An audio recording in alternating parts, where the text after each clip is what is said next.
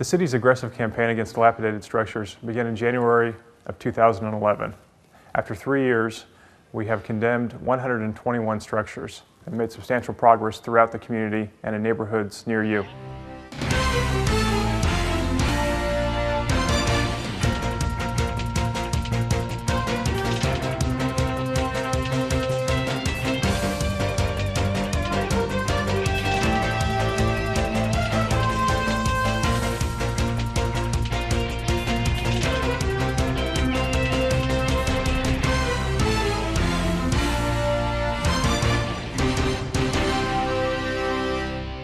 The chief goal with this campaign is to remove blight and improve the quality of life for Shawnee citizens.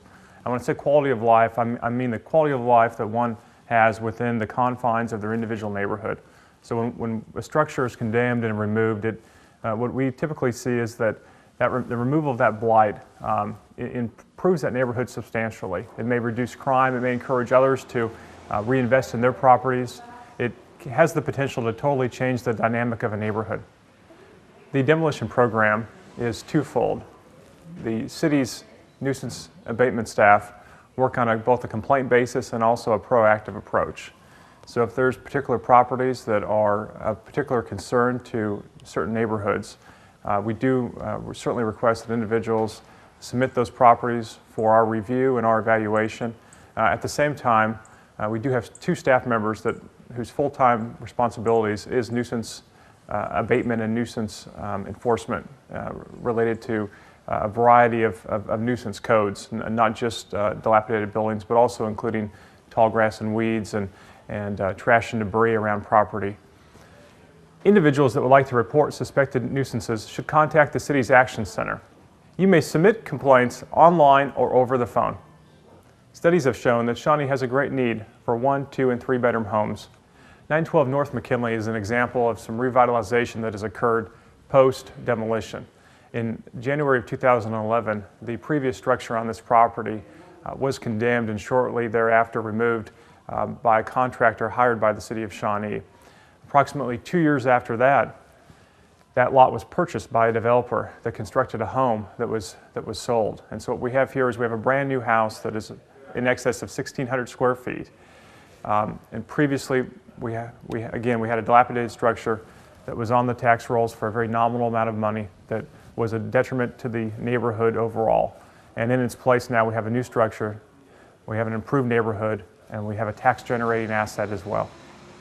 1614 North Center provides yet another example of a property that has been redeveloped since demolition has occurred. Previously, there was a structure here that was in very poor condition. That structure was removed at a cost of about $2,400.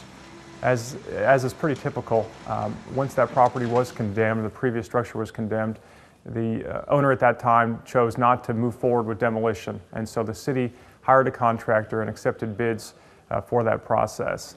And after that process is complete and the structure is removed, what the city does to recoup its costs is place a lien on the property.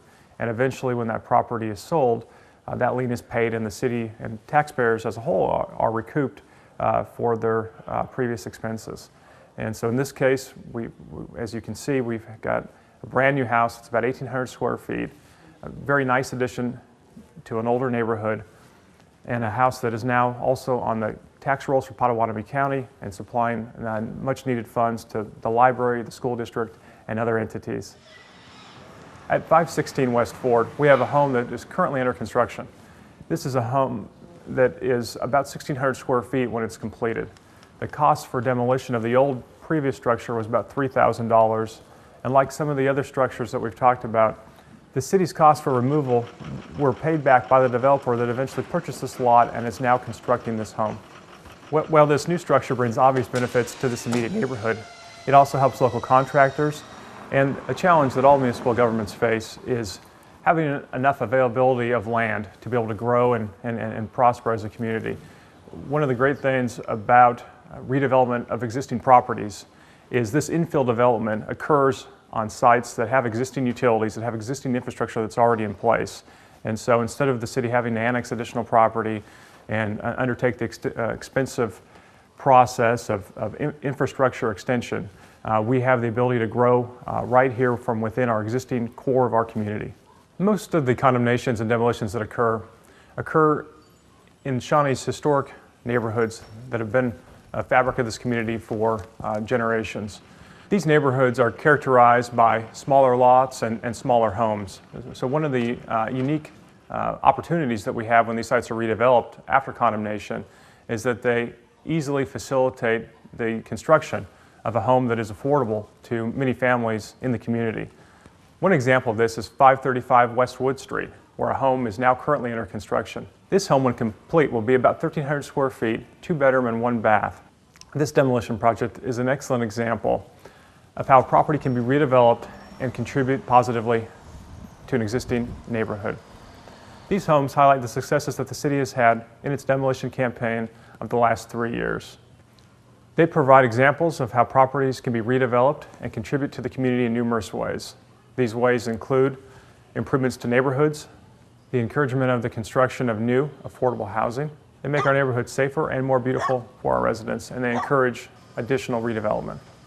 We've done stories on the city's demolition campaign previously. It is my hope that this story is a little different, as it highlights how properties have been redeveloped that previously had a dilapidated structure on them and have gone through the entire nuisance abatement process. It is my hope that the future includes many more success stories and that we are able to continue these efforts indefinitely into the future.